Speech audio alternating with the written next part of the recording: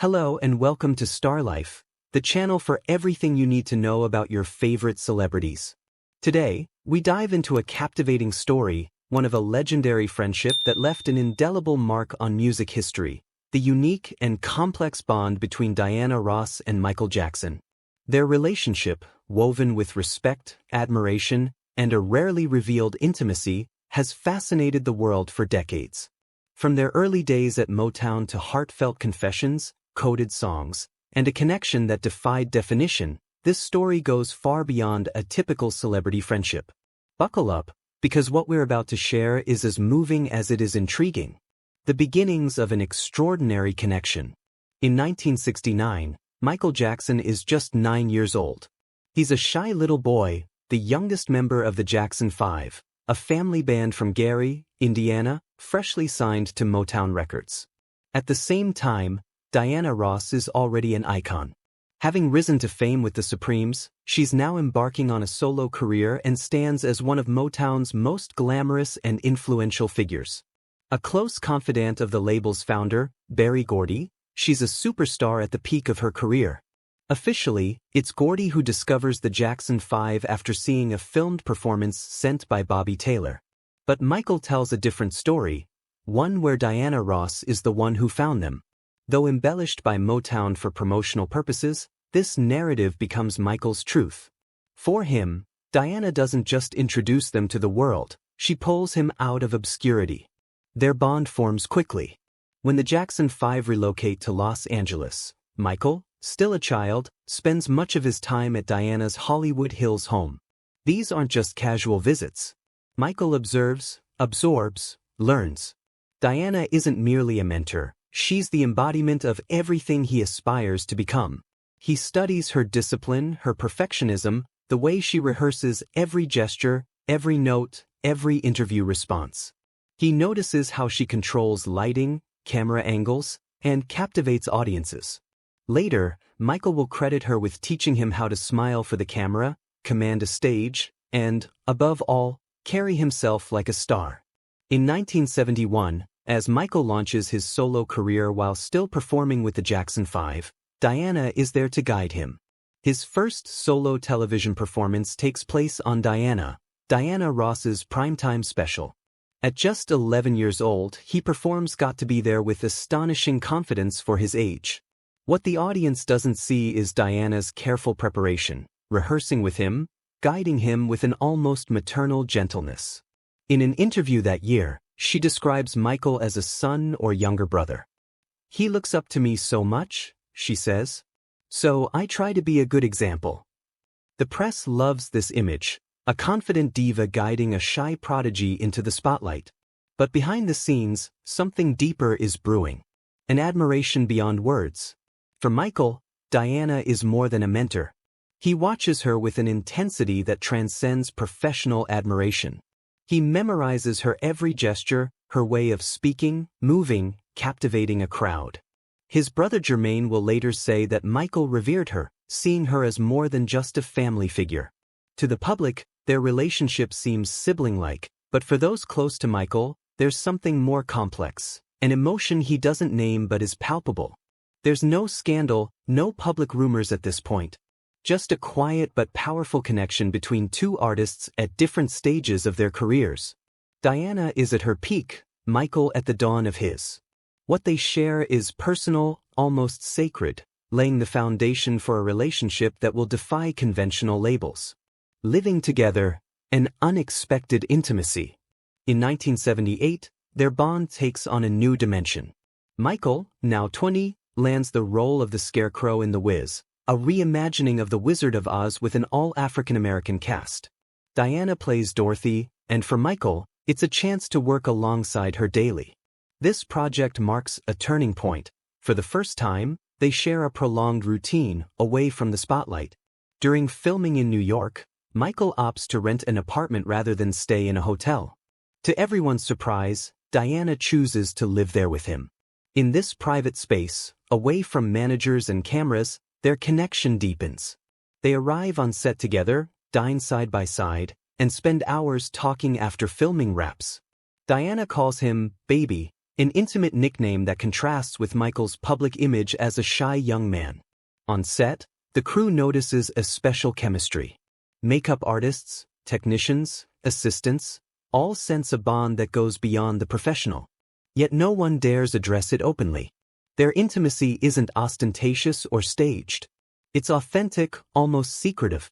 For Michael, this period is pivotal. At 20, he's no longer the child star of the Jackson 5 but not yet the global icon he'll become. He's still finding his place, his identity. Diana, who has already walked this path, becomes his anchor. Their collaboration extends beyond the film.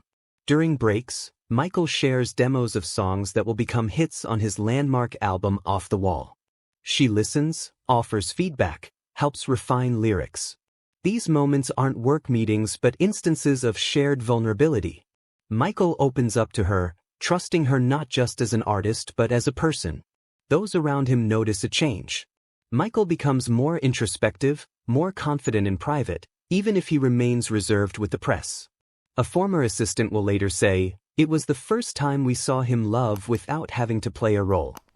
Diana, true to form, never addresses the rumors. Neither does Michael.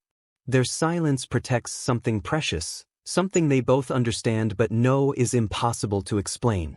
A declaration that shakes the world. In 1982, Michael Jackson is on the cusp of global superstardom. Thriller, the album that will redefine pop music, is about to be released. Yet, despite his meteoric rise, a private truth continues to haunt him. During an interview with Ebony magazine, a journalist asks a seemingly innocuous question, "Who is your ideal woman?" Without hesitation, Michael responds, "It's Diana Ross. I love her." The silence that follows is heavy. The journalist, caught off guard, expects a joke, but Michael isn't smiling. He adds that he would marry her if he could. At 24, speaking about Diana, then 38, a mother and twice divorced, his declaration is a shock. The media seizes on his words. Some see it as lingering teenage admiration, others as a publicity stunt. But those who know Michael understand it's genuine. He, so guarded about his emotions, wouldn't have spoken this way without deep conviction. Diana, as always, remains silent. She neither confirms nor denies. Curiously, the press doesn't press her, as if everyone senses this bond is too fragile to be exposed. Behind the scenes, though, those close to Michael confirm what many suspect. Jermaine Jackson reveals that his brother has loved Diana for years, even considering her his girlfriend. He would grow jealous when she was seen with other men, a feeling he didn't hide from his family. Then, in 1985, everything changes. Diana announces her engagement to Arne Næss Jr., a Norwegian shipping magnate. Their wedding, held in Switzerland, is an intimate affair. Michael isn't invited. He sends no gift, no message. When asked why, he responds with painful honesty, "I was jealous. I've always loved Diana Ross and I always will." The painful silence. After Diana's wedding, Michael withdraws. He cancels interviews, reduces public appearances, retreats into himself. The world sees a superstar at his peak, but privately, he's a 27-year-old grappling with unrequited love. It's not a scandal, not a media frenzy, but a quiet pain. Diana has every right to live her life, to choose her path. But for Michael, the hurt comes from knowing he still loves her, while understanding she'll never be his. From this moment, Michael changes. He stops talking about love in public. He no longer mentions Diana, not as a friend, not as a colleague. But those close to him know she remains in his thoughts, especially in his moments of solitude. Music as a refuge. In 1987, Michael releases Dirty Diana, a song burning with tension and desire. The choice of the name sparks immediate intrigue. For many, it's no coincidence. The song's copyright is filed on the exact day of Diana Ross's wedding. Michael insists the track is about a fictional groupie, a manipulative woman chasing fame. But his inner circle, including Jermaine, sees it as an expression of personal pain, a frustration he can only channel through music. In 1991, Remember the Time offers a stark contrast. This song, soft and nostalgic, is a tribute to a lost love. Its tender lyrics ask a simple question: do you remember? According to close friends and collaborators, it's a subtle dedication to Diana. In the music video, Michael plays a man trying to woo an untouchable queen. The inspiration is clear to those who know his story. These two songs, one fueled by anger, the other by regret, point to the same woman.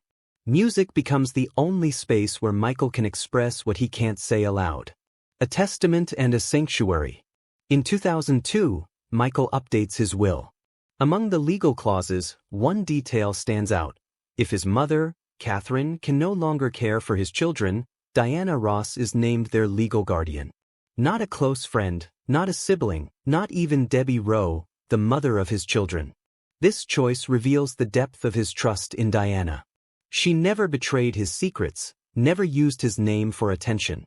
She is, for him, a sanctuary. After Michael's death in 2009, Diana releases a brief but poignant statement: "I can't stop crying. My heart aches." She doesn't attend the funeral or grant interviews.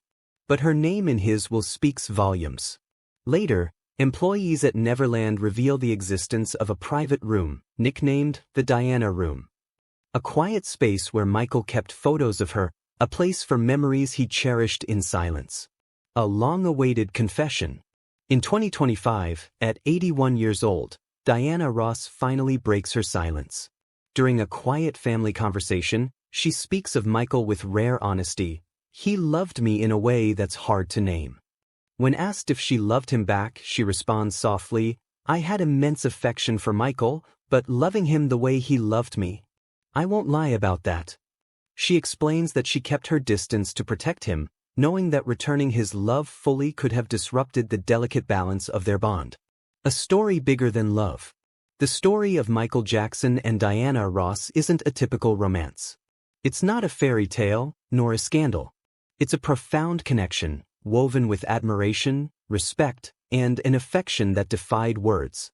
From their Motown beginnings to the secret room at Neverland, through coded songs and a will, their relationship left its mark on music history.